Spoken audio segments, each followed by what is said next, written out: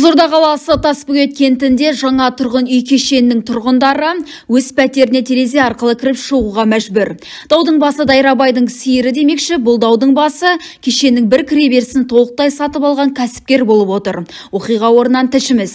Негізі мына баланың әкесімін, мына ағылған тамының қарасай сенді адам. Адам үй алынбағыстан бұрын көршісін таңдайды дейді ғой қазақта атамызда. Бұл баланың өзі жолы болмады. Ылғи қанымызды шумен келетір. Не істейміз енді, мынандай болып, мына ақырет қылып қойып тұр, мініп түсуімізді. Мен негізін рахмет жырау 5-тен кеше үй алғам, кредит алып, әйтеуір жиған тергенім бар, неше жылдан бері. Екінші этаждан алып, бірінші этажда ақшам жетпей қалды да, екінші этаждан алдым. Сонымен рахатына парктың қасы, Сабира Майханова несінің театрының арты деп, қатынды апарам ғой, бірге қыдырамыз ғой деп алғам. Сөйтсем, замогын ауыстырып тастапты. Кім ауыстырған деп басшыларына шықсам, мына подъезді полный бір бай сатып апты, тоқалдарым тұрады деп.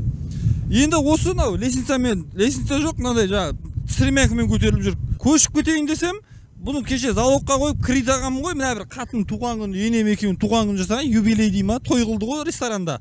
Сол алып жұмсап тастағам уже, көше алмаймын. Сонымен амал жоқ енді өйстіп лаждап жүрміз енді. Пахан ойбайлап бәле болып жатыр, атаңанет. Ана байға айтсам бермейді ол кілтін. Не істеймін енді көшіп кетсін. Ұлы сөзде ұят жоқ қой. 9 тоқалым бар еді, соған 9 квартира алғам ғой, 10-шында сатып ала қояйын деп. Екінші этаждан такси сатып алып қойыпты. Бірінші этаждағы квартира алып менікі болғаннан кейін, подъездің есігі менікі ғой по факту. Тұрамда кілтін замогын ауыстырып тастаймын. Сонымен енді хайвейлатып жатыр. Оны енді әйелім естіп қойыпты. Сонымен арзаннан квартираларды сатып жатыр. 9 адам бірінші звондаған адамдарда кім звондайды бірінші? Соларға арзаннан беріп жүріп жатыр. Білмеймін енді не істейтінім. Фариза Шаңырақова, Светлана Подъездова, ПТК арнасы.